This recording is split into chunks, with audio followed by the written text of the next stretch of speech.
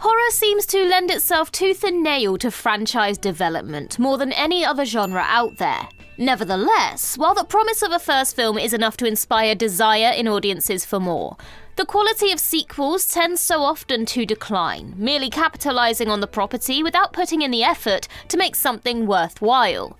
And this goes doubly for trilogies.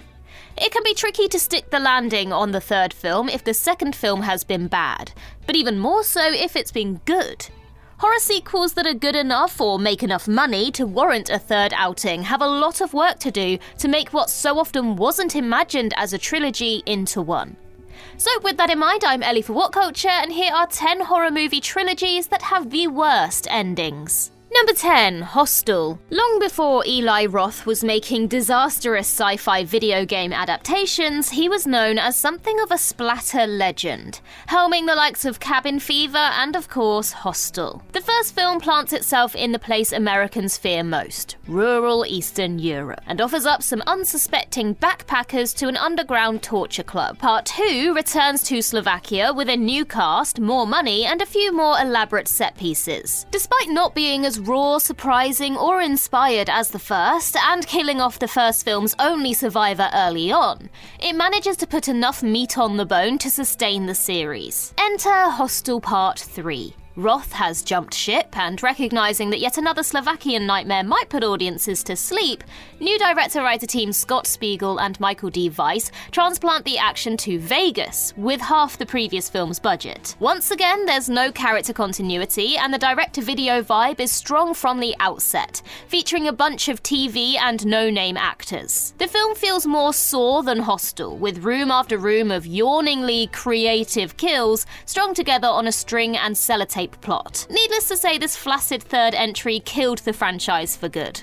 Number 9, The Addams Family. The Addams Family started way back in the 1930s, but for most of us who grew up singing rhymes about Uncle Fester's flatulence, the Kooky Clan really took a grip of pop culture in the 90s.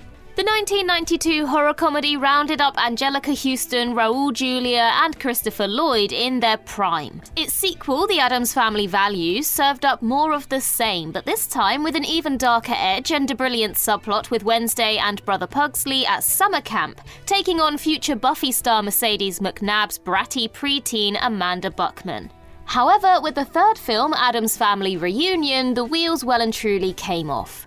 Julia had died following the second film, and without him, most of the cast refused to return. Despite plugging a habitually high-energy Tim Curry into the Gomez role and assembling a facsimile cast, the film failed on every front. The production was cheap, the script shaky, and sending the gang to a bright, sunny country club for a family reunion is the last place we wanted to see this trilogy end. Number 8, Firefly Family. Rob Zombie is an infinitely better musician than he is a film director, helming 9 films to date, most of which have lost money. But he started off in a good place, kicking off his Firefly Family trilogy with House of a Thousand Corpses. The film features a group of teenagers stumbling upon the deranged and deformed Firefly family out in the sticks, who terrorize and torture the teens while lovingly calling back to Texas Chainsaw, Freaks, and other classics. The combination of nostalgia, gore, and the quirky family is what turned the film into a cult classic, and paved the way for its follow-up, The Devil's Rejects.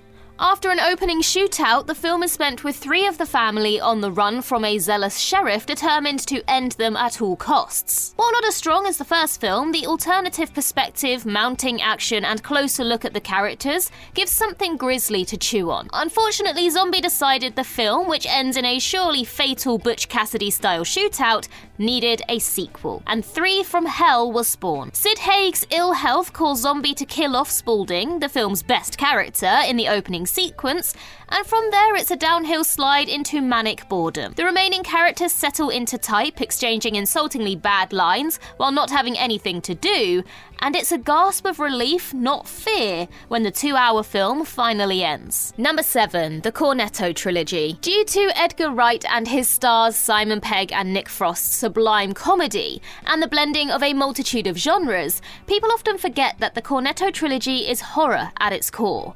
Shaun of the Dead is a zombie movie. Hot Fuzz is a folk slasher, and The World's End is an alien invasion apocalypse. Paying homage to horror greats like Dawn of the Dead, The Wicker Man, and They Live, the films find their unity through their cast, director, and the Cornetto ice creams depicted on screen. Shaun of the Dead uses an irreverent approach to the zombie genre, telling a London-centric story that is equal parts comedy, heart, action, and brains. Shooting off in another direction, Wright's follow-up, Hot Fuzz, takes a big city cop out to the country to face a cult of homely slashers, hell-bent on goring anyone who besmirches the name of their beloved village. The trilogy capper then had some big shoes to fill, and it didn't quite manage it.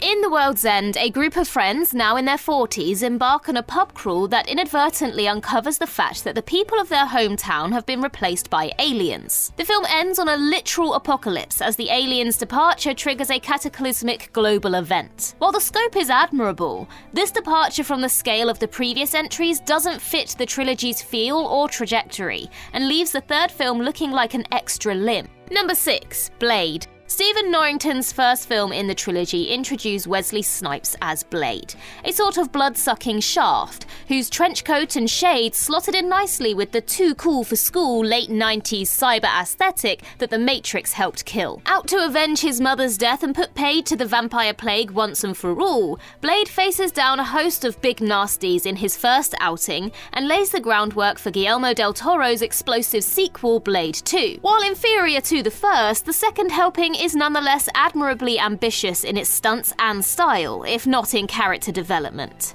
The series really could have gone anywhere from here, but unfortunately it went to producer-turned-director David S. Goyer. Blade Trinity is juvenile and silly, something reflected in its 15 rating, down from 18 for the previous two, and does the character and his universe no justice. The addition of an on-brand Ryan Reynolds and grim-faced Triple H to the roster hurts the film, but the real stake through the film's heart is the villain, Dominic Purcell's pouty, open-shirted, post-grunge version of Dracula. Blade killing the king of the vampires should have happened with a bang, not with a whimper. Number 5. Poltergeist. The Poltergeist series is one of the oft-overlooked classics in the 80s horror canon, thanks in part to its lack of a well-defined antagonist a la Freddy, Michael, or Jason, but also due to its disappointing trilogy closer. The first film rode in on a wave of early 80s horror mania and benefited greatly from a script penned by Tobe Hooper and Steven Spielberg, featuring the suburbanite Freely family, a haunted house, and a daughter, Carol Ann, abducted by ghosts. While the second film failed to match the quality of the first, it did expand the lore, pitting the central Freeling family against the spirit of apocalyptic cult preacher Cain. Several of the original cast refused to return for the third film, and the death of Heather O'Rourke, who played Carol Ann, was a major challenge to production. This led to rewrites and reshoots with a stand-in that just didn't pan out. Despite setting up an impressively conceived demonic mirror world, the film's Poltergeist in the City premise is not strong enough to support its own weight. Reverend Cain, here played by Nathan Davis as opposed to Julian Beck, proves lackluster the second time around, and the lame script and laughable dialogue make even the film's technical ingenuity difficult to enjoy. Number 4. Scream. Once upon a time, before the string of soft reboots, there was just Wes Craven's original Scream trilogy.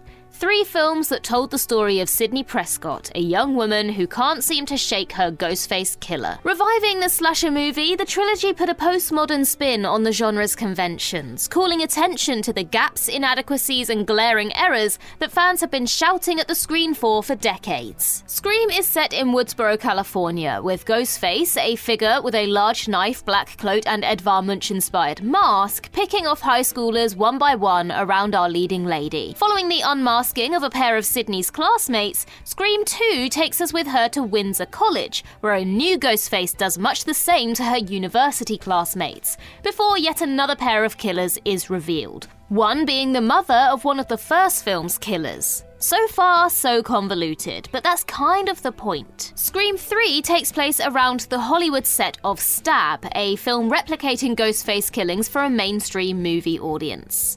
While the movie brings back Sydney and a host of other familiar faces, it fails to pack the punch of the first two, feeling tired and familiar despite the uber-meta setup. To make matters worse, the film retcons the entire trilogy by having the newly introduced and deeply pathetic villain Roman revealed as Sydney's half-brother and the instigator of all the killings from the beginning. Number 3, Cube. Long before Saw or Escape Room, there was Cube. This criminally underrated sci-fi horror series finds a series of unwitting and unwilling participants trapped in gigantic cube structures, where they pass from room to room without succumbing to the traps their mysterious corporate captors have set for them. The first film was made on a shoestring budget and somehow still looks better than many of its blockbuster contemporaries. Cube 2 Hypercube raises the stakes significantly, trapping a new group inside a four-dimensional tesseract whose traps are more metaphysical, distorting gravity, time, space, and reality. This change in pace kept the series fresh and enabled it to revisit the formula without feeling repetitive. But once you've raised the stakes so high,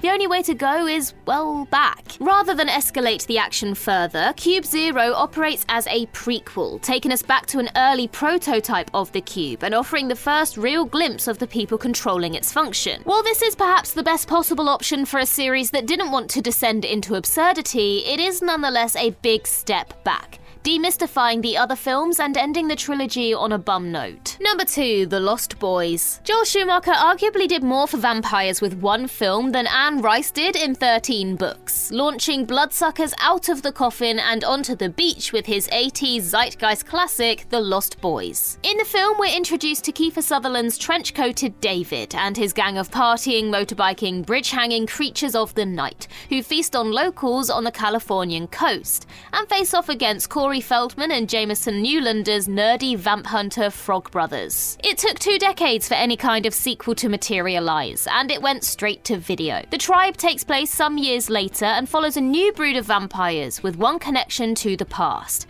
Edgar Frog, played by Feldman, returns to dish out some wisdom, shape some surfboards, and stake some bloodsuckers. And the film was a hit among audiences, if not critics, with the DVD's success giving the green light for a third film. Lost Boys: The Thirst once again crashed straight onto disc, but this time failed to make anything like the cash its predecessor had, and with good reason. Spoiling any goodwill the shaky sequel had stored up, The Thirst plants Edgar in a ridiculous plot that is way too big for him to handle. Thou shalt not fail? Schumacher should have told the other guys. Number 1, I Spit on Your Grave. Of all the films that never should have been remade, let alone get a trilogy, it was I Spit on Your Grave. And yet in 2010, Stephen R. Monroe brought us another look at the rape revenge horror. The first movie is a modernized retread of the original, with American novelist Jennifer Hills taking an ill-fated trip to the South, where she is assaulted by a gang of hicks, and spends the rest of the film finding ever more inventive ways to harm, torture, and emasculate her assailants. Satisfying enough for the right crowd. The sequel follows new protagonist Katie Carter as she is abducted to, you guessed it, Eastern Europe, and subjected to multiple brutal attacks. She escapes, tracks the men, and bloody, grotty violence ensues. There wasn't call for a third film, from fans or from critics. And yet I Spit on Your Grave 3 Vengeance is Mine surfaced a few years later. Representing one of the few occasions in which both departing from the formula and bringing back an original character is a bad idea, the film returns to Jennifer, now living as a sexual assault helpline operator and vigilante for scorned women. The film shows how Jennifer is unstable, psychotic, and murderous, spiraling out of control in her attempt to see justice done. It's a damning indictment of any moral position the first film had, and an absolute flop of a conclusion to this already iffy trilogy.